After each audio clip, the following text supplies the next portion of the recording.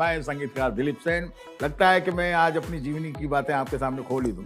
बचपन में बड़े चुलबुले रहे हैं तो कहानियां भी बड़ी रही होंगी आपकी जो प्लस पॉइंट रहा मेरे करियर में सक्सेस का, वो मेरा डांस रहा। बहुत अच्छा। तो सुरमा भोपाली में उन्होंने हमें ब्रेक दिया। 1100 रुपये में पिक्चर मिली थी, वो पिक्चर हम लोग फर्स्ट फ्लोर पे जाने के बाद में समीर सेन जी ने बोला ये हमारा रिकॉर्डिंग रूम है जहाँ पे गाने रिकॉर्ड होते हैं, और ये हमारा मॉनिटर रूम है, इधर लक्ष्मी जी बैठते हैं या प्यारे जी बैठते हैं। तो मैंने बोला एक दिन तू बैठेगा, एक दिन मैं बैठूंगा।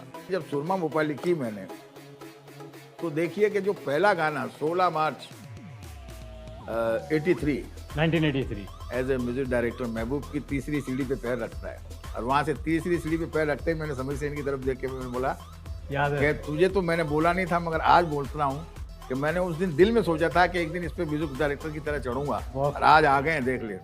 रुत है मिलन की साथी मेरे यारे, मोहे कहीं ले चल बाहों के सहारे, बादल सताए बिजली डराए, सावन तन में आग लगाए, कोई आए आए आए।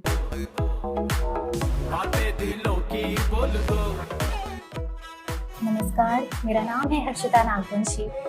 मैं आप सभी का स्वागत करना चाहूँगी अपने इस कार्यक्रम में जिसका नाम है बातें दिलों की। वो बातें जो अक्सर हमारे दिलों में रह जाती हैं, ज़बां पे आते आते कहीं दब सी जाती हैं, वही बातों का सिलसिला लेकर चलते हैं हम आज अपने आने वाले नए गेस्ट के साथ, नए मेहमान के साथ, और मेरे साथ हैं कमाल साहू जी। बहुत बहुत शुक्रिया हर्षिता, आपने हमारे कार्यक्रम के बारे में इतना अच्छी तरह बताया। इंटरनेशनल म्यूजियम ऑफ द सारी प्रेजेंट्स बातें दिलों की।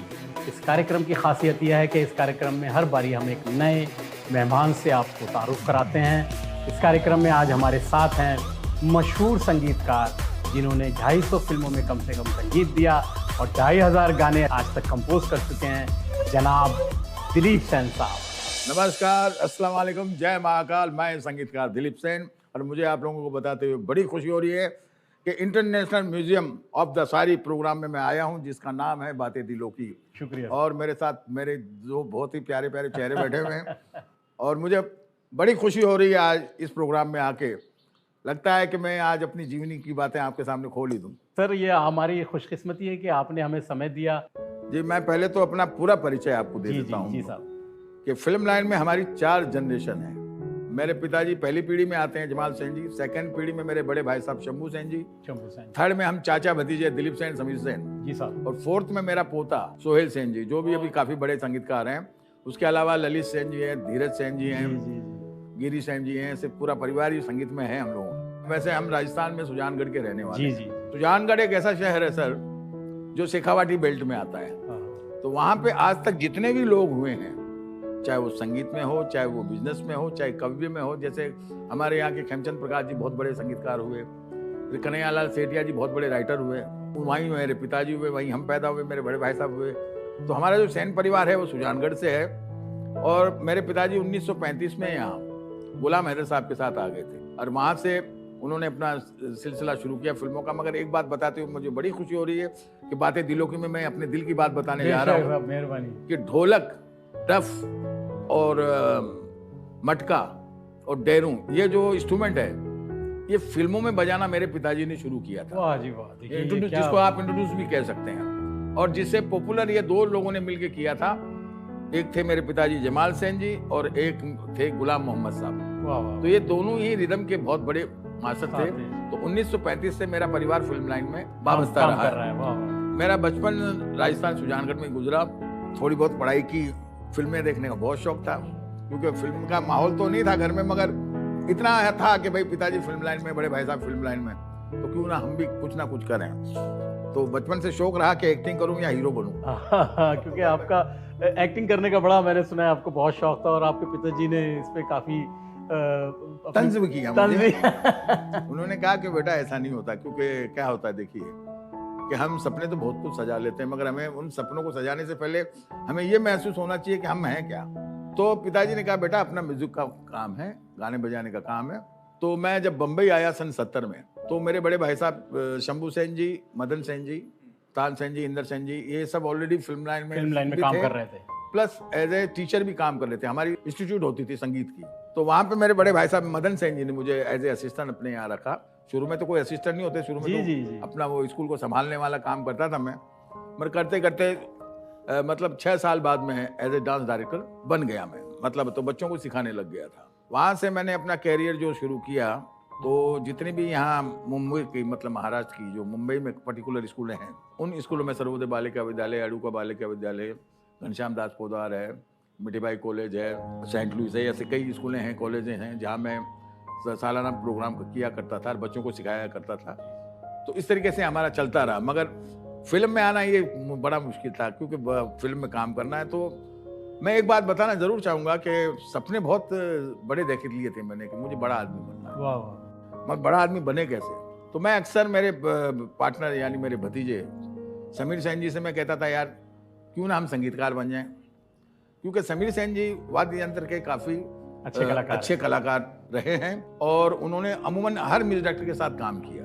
तो मैंने उनसे जिक्र किया तो उन्होंने कहा कि चाचा, म्यूजिक डायरेक्टर बनना आज की डेट में इतना आसान नहीं है, क्योंकि ये देख लो बाकियों का क्या हाल हुआ है और अपने घर में भी देख लो, क्योंकि पिताजी ने भी 20-25 फिल्में की, बड़े भाई साहब ने 3-4 फिल्में की। तो बोले हमको रास नहीं आ रही, तो जो कर रहे हो वो बेटर है।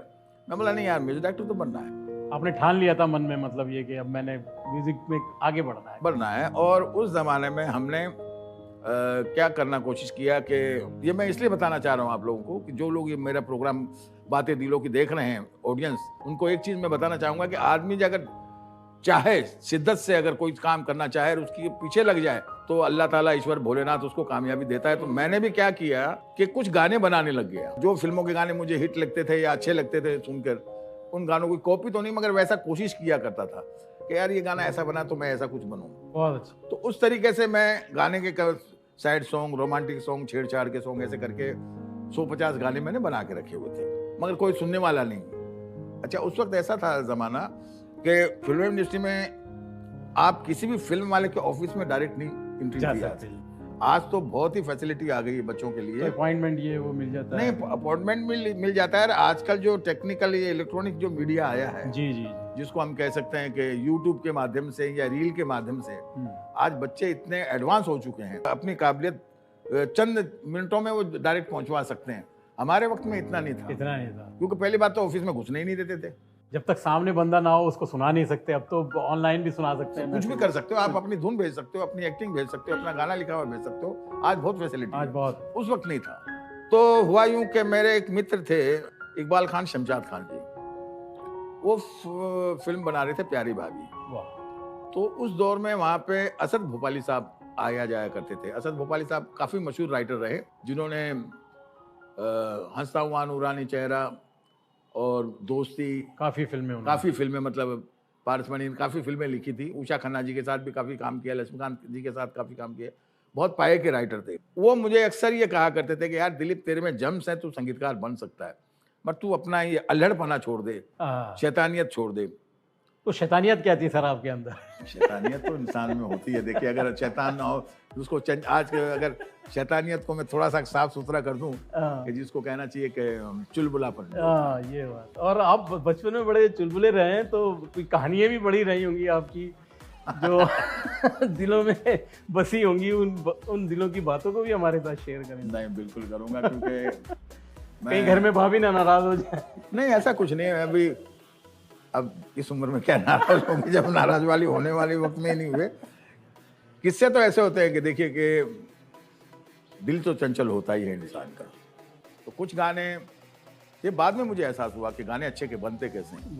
उस पर मैं आऊँगा, बाद में बताऊँगा आप। पहली फिल्म किस तरह आपको? तो पहली फिल्म के लिए वो हमको लेके गए जगदीप साहब।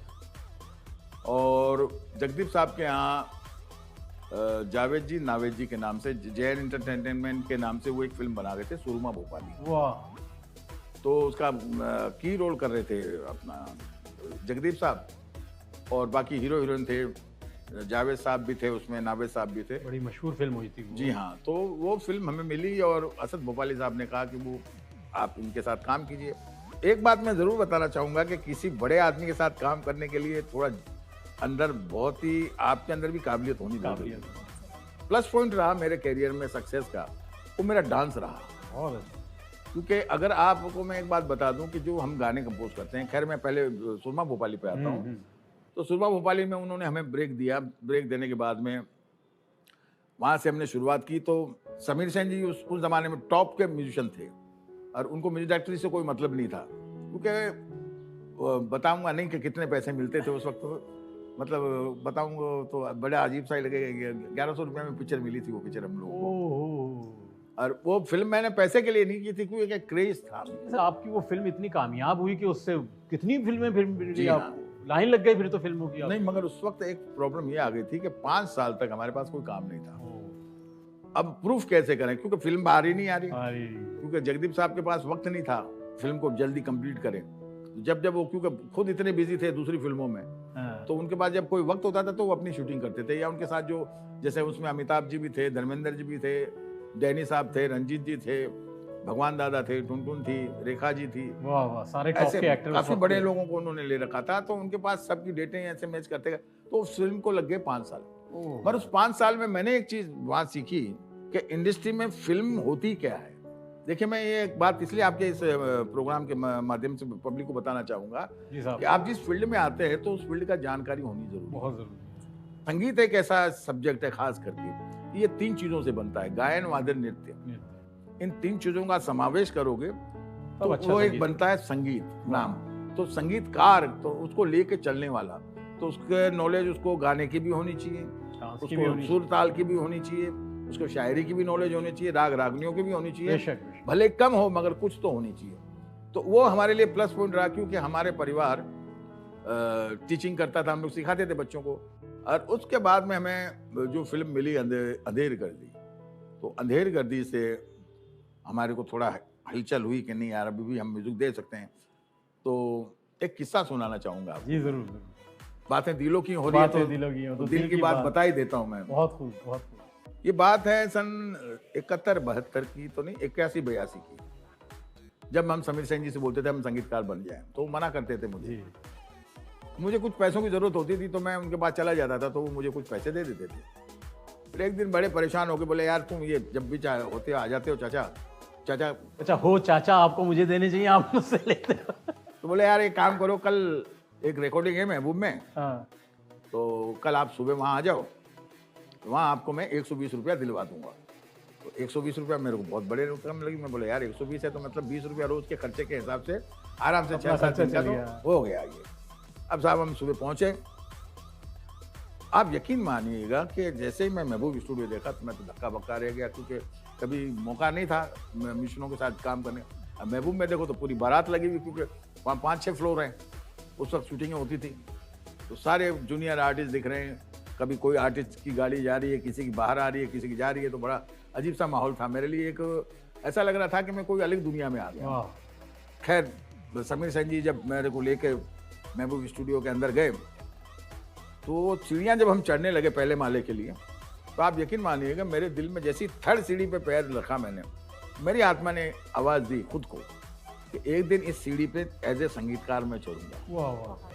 फर्स्ट फ्लोर पे जाने के बाद में समीर सेन जी ने बोला ये हमारा रिकॉर्डिंग रूम है जहाँ पे गाने रिकॉर्ड होते हैं, और ये हमारा मॉनिटर रूम है, इधर लक्ष्मी जी बैठते हैं या प्यारे जी बैठते हैं। तो मैंने बोला एक दिन तू बैठेगा, एक दिन मैं बैठूंगा। ये दिल में मैंने बातें करें, डरते डरते मैं चला गया वहाँ अंदर रूम में। अनु मलिक का म्यूजिक था उसमें, फिल्म थी शायद मर्द थी, वो गाना ओ माँ शेरा वाली, ओ माँ शेरा वाली, वो गाना था।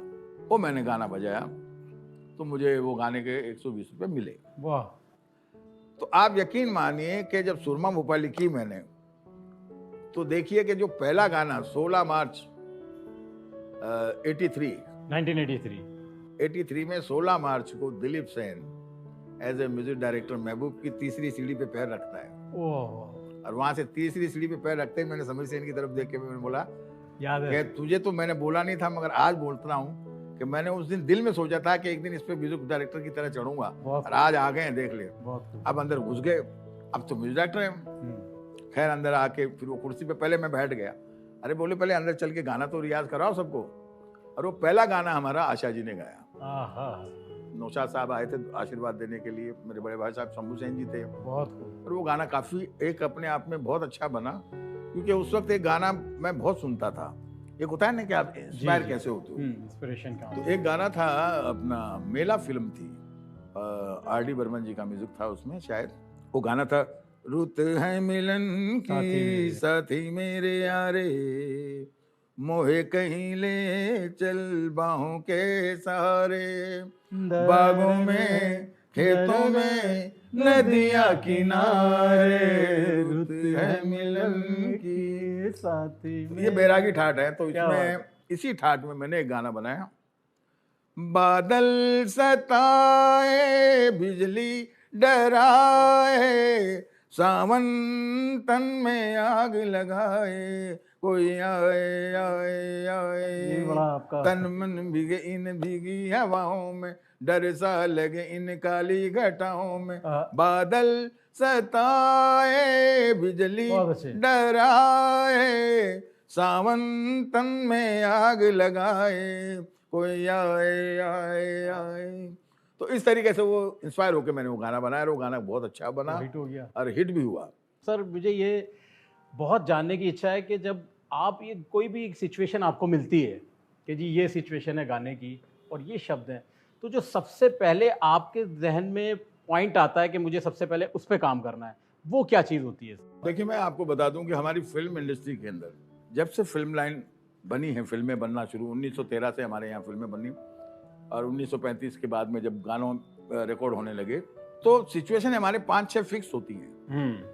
रोमांटिक होगी, सैड सॉन्ग होगा, छेड़छाड़ होगा, भजन होगा, कवाली होगी, या थीम सॉन्ग होगा, या एक कोई आइटम टाइप सॉन्ग होगा। तो ये 5-6 सिचुएशन हर फिल्म में फिक्स होती है, वो आप चेंज नहीं कर सकते। हर फिल्म के अंदर कुछ ना कुछ होता है, तो यही इन्हीं सिचुएशनों पे आपको काम करना होता है। बहुत अच्छे। एज ए संगीतकारों के मामले में तो सारे संगीतकारों की इज्जत करता हूँ। नुशाद साहब हुए, खयाम साहब हुए, सली चौधरी जी, जयदेव जी हुए, शिवराज चंद्र जी हुए, अपना वसंत देसाई साहब हुए, मेरे पिताजी जमाल सेन जी हुए, गुलाम मोहम्मद जी हुए, और कल्याण जी आनंद जी, लक्ष्मीकांत प्यारेलाल, आर.डी. बर्मन, एस.डी. बर्मन और शंकर जयकिशन। ये सारे नाम मैंने इसलिए लेना जरूरी समझा क्योंकि ये लीजेंड लोग ही नहीं है, ये मेरे लिए एक स्कूल है।